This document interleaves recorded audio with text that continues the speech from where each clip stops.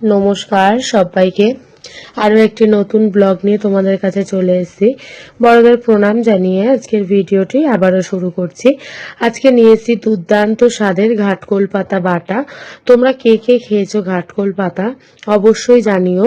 আবার তোমরা যদি কেউ না খেয়ে থাকো, এটা কিন্তু অবশ্যই ট্রাই করো। বাজারে কিনতেও পাওয়া যায়।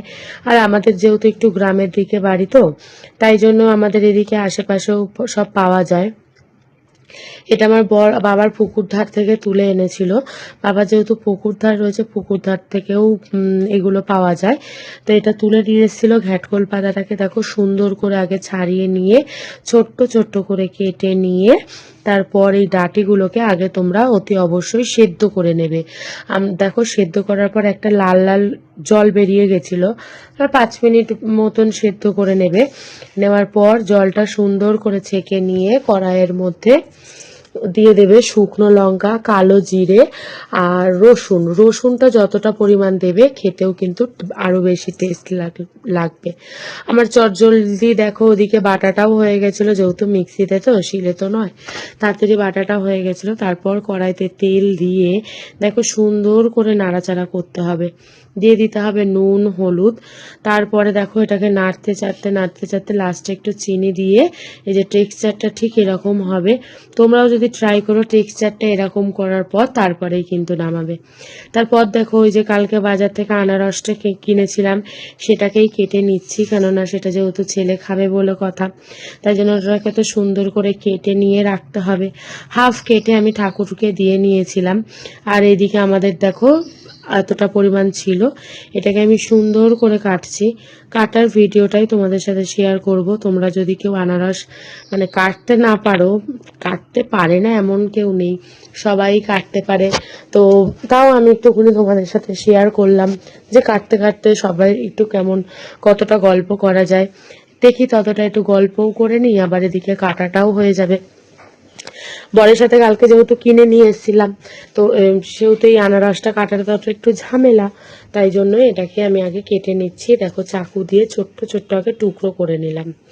দেখো এখানটা আমার তবু একটু ছাওয়া হচ্ছিল, কারণ আমি তো স্ট্যান্ড দিয়ে ভিডিও করি, আমাকে ধরার মতন কেউ থাকেও না, সচরাচর সেভাবে শাশুড়ি মাকে ধরতে বললে অতটা পারেও না মা ধরতে, কেননা সেরকমভাবে তো আর মারা তো আর ক্যামেরা ধরে ধরে তো অভ্যাস নেই যে আমরা কি পরিমাণ যেভাবে ধরতে পারবো, মারা সেভাবে ধরতে পারবে না।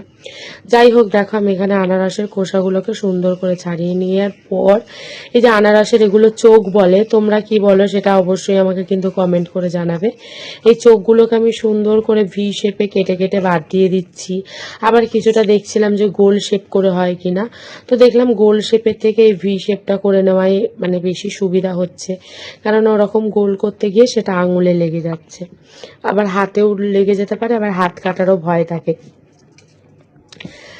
দিয়ে তারপরে আমি এভাবে সুন্দর করে এগুলো কেটে নিচ্ছি। আজ বর্ষার ওয়েদার, তোমাদের বাড়িতে কি কি রান্না হচ্ছে তোমরাও অবশ্যই শেয়ার করে আমাকে কমেন্ট করো।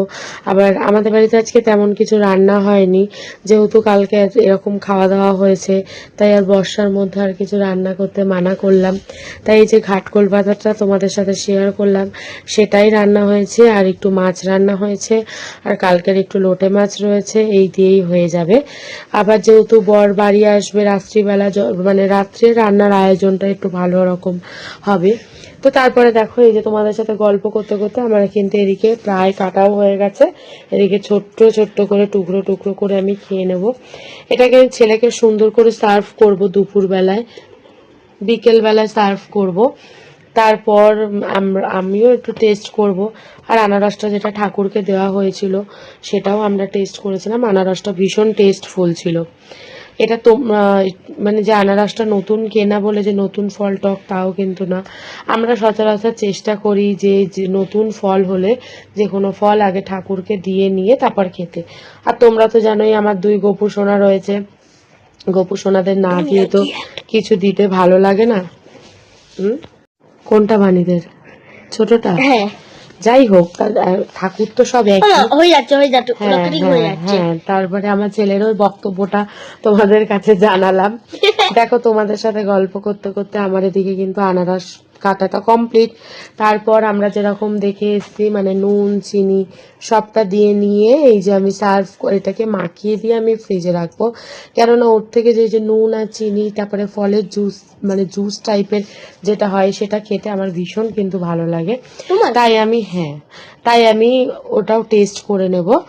আর তোমরাও আনারস কে কে খেয়েছো এই সিজনে সেটাও আমাকে কমেন্ট করে জানিও। ভিডিওটা আজকের মতন শেষ করছি।